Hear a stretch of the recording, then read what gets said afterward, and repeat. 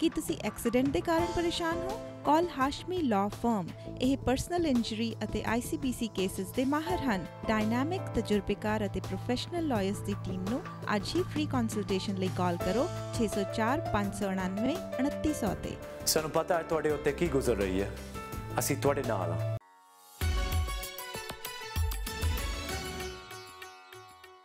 Once again, welcome back to the program. So break ਤੋਂ ਪਹਿਲਾਂ ਜਿਸ ਤਰ੍ਹਾਂ ਸਾਨੂੰ ਦੱਸਿਆ ਗਿਆ, ਹਜ਼ੂਰ ਅਰਦਨਾਮ ਸਾਹਿਬ ਜਿਹੜੇ ਕਿ ਕਬੀਰ ਪੰਥੀਜ਼ ਦੇ ਸਪਿਰਿਚੁਅਲ ਹੈਡ ਨੇ, ਇਹਨਾਂ ਨੇ ਦੱਸਿਆ ਕਿ ਕਬੀਰ ਸਾਹਿਬ ਦਾ ਕੀ ਮੈਸੇਜ ਸੀ ਤੇ ਕਿਸ ਤਰੀਕੇ ਨਾਲ ਇਹਨਾਂ ਦੀ ਸੰਸਥਾ ਜਿਹੜੀ ਹੈਗੀ ਹੈ ਉਸ ਮੈਸੇਜ ਨੂੰ ਪ੍ਰੋਪਗੇਟ ਕਰ ਰਹੀ ਹੈ। ਆਓ ਕੁਝ ਹੋਰ ਜਾਣਕਾਰੀ ਲੈਂਦੇ ਹਾਂ ਕਬੀਰ ਸਾਹਿਬ ਦੇ ਜੀਵਨ ਤੋਂ ਅਸੀਂ ਕੀ ਕੁਝ ਸਿੱਖ ਸਕਦੇ ਹਾਂ।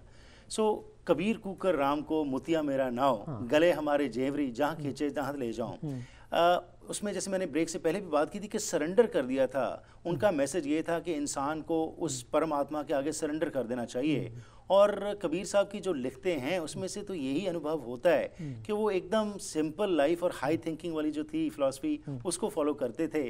और मकसद यही था कि जो आज हमने बीच में मिडल मैन बना लिए, धर्म के ठेकेदार जो बना लिए, उनकी ज़रूरत नहीं है। तो उसके संबंध में मैं चाहूँगा कि आज हमारे दर्शकों के साथ आप सांझ डालिए उनके कोई जीवन में से कोई ऐसी घटना जिससे हम प्रेरित हो सकते हैं और कुछ सीख सकते हैं। देखिए, जो जहाँ तक हम शरणागति, जिसको सिलेंडर कहते हैं, शरणागति जी, ये संत परंपरा में उसे शरणागति कहते हैं। ओके। दो चीज़ें हमेशा अनुभव करने की होती है जीवन में कि एक तो शरणागति है क्या, कि भाई कोई भी किसी चीज़ को प्राप्त करने के लिए वो शरणागति का मतलब है मेरा नहीं है, राइट, तभी उसका मैं प्राप्त करूँगा। आज क्या हो गया है, मैसेज तो गुरुओं का है जी, और ऐसा लगता है जब हम उसे देते हैं तो हम ही दे रहे हैं, ये भाव हो गया है। और यही शरणागति समाप्त हो गई है जी। वो आपका नहीं है, वो धन उस खजाने का है, ठीक, गुरु के खजाने का धन है, आप केवल बांटने वाले हो।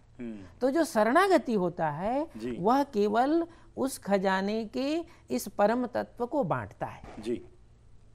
और आज क्या हो गया है, थोड़ी सी दो बातें हम उसमें से सीख लेते हैं, फिर समझते हैं भाई मैं सदगुरु हूँ, ये तो मेरा दिया हुआ, मैं दे रहा हूँ। ये तो शरणागति समाप्त हो गई। और शरणागति समाप्त होने के कारण हम में अहम पैदा होता है, फिर मैसेज कम हो गया, हमारा अहम ज़्यादा हो गया, हमारा प्रचार प्रसार ज़्यादा हो गए, हमारे लोगों के साथ संबंध ज़्यादा हो गए, मैसेज थोड़ा रह गया।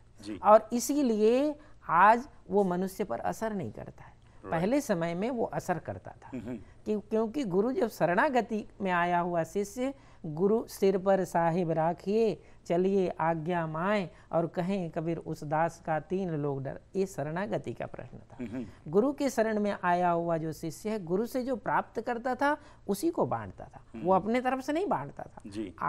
आज जितने भी धर्म के साथ या प्रचार और प्रसार की हमने गति देखी है, उसमें मैं अनुभव करता हूँ कि वो अपना बांटना शुरू कर दिए, गुरु का तो पीछे रह गया, इसीलिए वो समाज में असर कम हो गया उसका।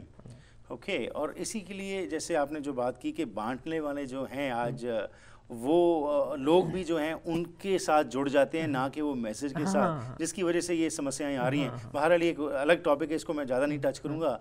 तो कबीर साहब के जीवन में से अगर आप हमारे साथ कुछ शेयर करें जिससे हम प्रेरित हो सकते हैं और उसको अनुभव करके अपने जीवन में अच्छे इंसान बन सकते हैं। देखिए, कबीर साहब के जीवन दर्शन का एक सबसे महत्वपूर्ण पहलू ये था कि कबीर साहब काशी में रहते थे जी।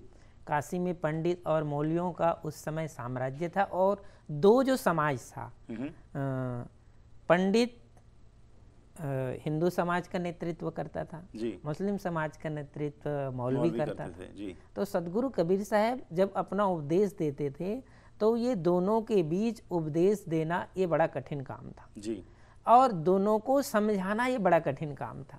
फिर भी साहब, ये तो हम देख सकते हैं इतिहास में इतना निर्भीक और इतना सही कहने वाला आपको मिलेगा नहीं कोई। ऐसे लगता है कि वो अद्वितीय पुरुष बनकर इस संसार में आए थे और वो किसी से डरे नहीं जी। वो इतिहास में आता है कि कबीर साहब की सिकंदर लोधी बादशाह ने 52 बार परीक्षा ली, लेकिन सदगुरु कबीर साहब ने उस सत्य को कभी उनके तरफ से नहीं कहा कि चलो भाई मैं तुम्हारी बात कहता हूँ। वो किसी की बात नहीं कहे, पछा पची के कारणे सब जग रहा भुलान, निरपक्ष हो के हरि भजे सोई संत सुजान। ऐसे सदगुरु का ये मैसेज है। इसीलिए आज भी जो धर्म के मार्ग पर चलते हैं उसको जब कभी भी निर्णय की बात कहनी है, मानवता की बात कहनी है, तो आप पक्ष में मत खड़े हो, आपका परिवार है उसके भी पक्ष में मत खड़े हो। आज हमारे यहाँ जो निर्णय और बहुत सारी समस्याएं क्यों पैदा हो रही, हम तो उस गद्दी पर बैठे हैं जहाँ निर्णय करने की गद्दी है, लेकिन जब निर्णय करते हैं तो हम किसी पक्ष में खड़े हो जाते हैं, और इसीलिए समाज में ये पेंडुलम ठीक नहीं है। कहीं पेंडुलम ऊंचा जाता है, कहीं नीचा जाता है। कबीर साहब ने यही मैसेज दिया, हम धर्म है, नेता हैं, धर्म है, समाज सुधारक हैं, जिसके पीछे एक पूरा समाज चलता है, उसको बहुत सही होना चाहिए, उसको एकदम किसी पक्ष और पक्ष की बात नहीं करनी चाहिए, उसको मानवता की बात, एक कबीर साहब की शिक्षा है। राइट। और जैसे आपने संतों की बात की, तो थोड़ा सा मैं चाहूँगा कि कबीर साहब की नज़र में संत कौन था? देखिए, कबीर साहब की नज़र में संत वो होते हैं जो भाई नीर छीर का करे निवेरा, कहें कबीर सोई जन मेरा। साहब कहते हैं जो नीर छीर का निवेरा कर लेते हैं, सत्य असत्य का निवेरा करके सत्य के मार्ग को चुनते हैं, साहब ने उनको संत कहा। वास्तव में वही संत हैं, और उन्हीं की संगति में रहने से कुछ फायदा है, कुछ लाभ है, दूसरे की संगति में तो सब व्यापार है और बाजार है। ठीक है ना। शायद यही कारण था जो आपने बात की कि जैसे गुरु नानक साहब भी ये कहते हैं कि truth is high but higher still is truthful living, कि सच तो बहुत उत्तम है, लेकिन उससे उत्तम है वो जीवन जो है वो होना चाहिए। सो सच का जो ये मैसेज था, ये हमारे पुरखजनों जो हैं, जैसे कबीर साहब हुए, गुरु नानक साहब हुए, और भी हमारे जो बहुत महापुरुष हुए, उन्होंने ये बात की। तो उनके जीवन में से कोई ऐसी घटना जो कि उनका दृढ़ विश्वास शो करती है कि कभी वो डोले नहीं, कभी कोई चीज़, कोई ताकत, जैसे आपने कहा कि 52 टाइम्स उनका टेस्ट लिया गया, लेकिन तब भी वो डोले नहीं, तो ऐसा ही कुछ और अगर आप हमारे साथ शेयर करना चाहें। यही बात वहाँ लिखा, ब्राह्मणों की परंपरा में ये लिखा हुआ था, काशी मरने से मुक्ति होती है। जी।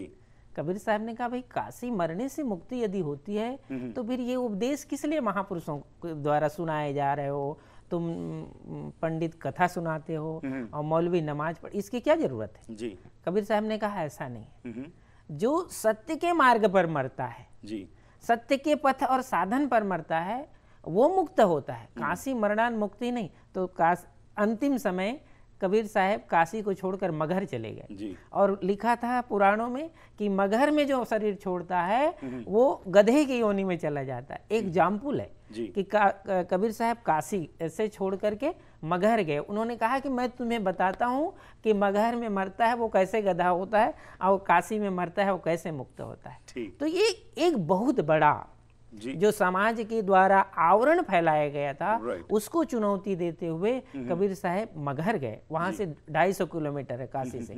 मगहर में जाकर के वो तो सिद्ध पुरुष थे, वो अपने शरीर का अंतर ध्यान किया, उन्होंने गुप्त हो गया शरीर, वहां शरीर नहीं मिला। तो हिंदू भी वहां खड़े थे, मुसलमान भी खड़े थे। उन लोगों ने देखा कि भाई अब तो शरीर पूरा हो गया, हम इसको दफनाएंगे तो कोई कहे हम हिंदू रीतु से गिर, तो वहां कुछ नहीं मिला, तो चादर मिली और फूल मिला।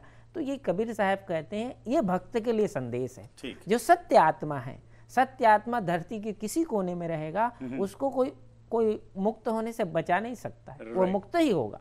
तो ये एक एग्जाम्पल है। आज भी मगहर के उस भूमि पर एक तरफ मजार है और एक तरफ समाधि है उस कबीर साहब के। सोशल रेवोल्यूशन जो थी वो उन्होंने लाई, और उसके साथ जो परंपराएं थी उसके अगेंस्ट जो सच था उसको उन्होंने प्रचार किया। कबीर साहब की नज़र में स्वर्ग और नर्क जो है वो क्या मरने के बाद मिलता है या इसी जीवन में ही? आप देखिए, कबीर साहब ने ये जो कहा कि हमारे 184 भरम के पौ पर अटको आए, अब की पास आना पड़े फिर 84 जाए। कहने का तात्पर्य ये जीवात्मा, कबीर साहब के अनुसार से ये जीवात्मा अनेक शरीरों की यात्रा करता है जी।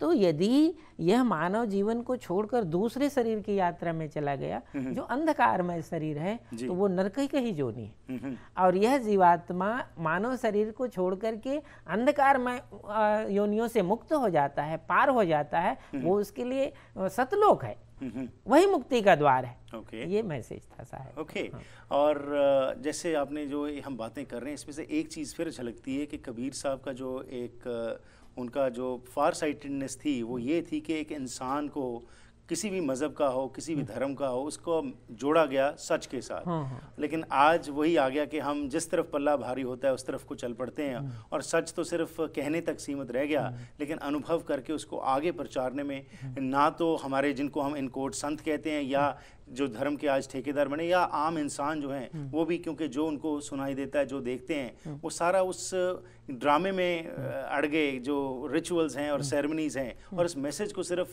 हम प्रैक्टिकल तौर के ऊपर अपने ऊपर नहीं लागू करके, जबकि थ्योरेटिकल तौर के ऊपर बहुत कुछ कर रहे हैं। तो आज जो आप देख रहे हैं सब कुछ, उसके लिए क्या करने की ज़रूरत है जिसके साथ हम जो कबीर साहब की जो सोच थी उसको और आगे लेके जा सकते हैं? देखिए, जीवन में आपको फील महसूस तो करनी पड़ेगी।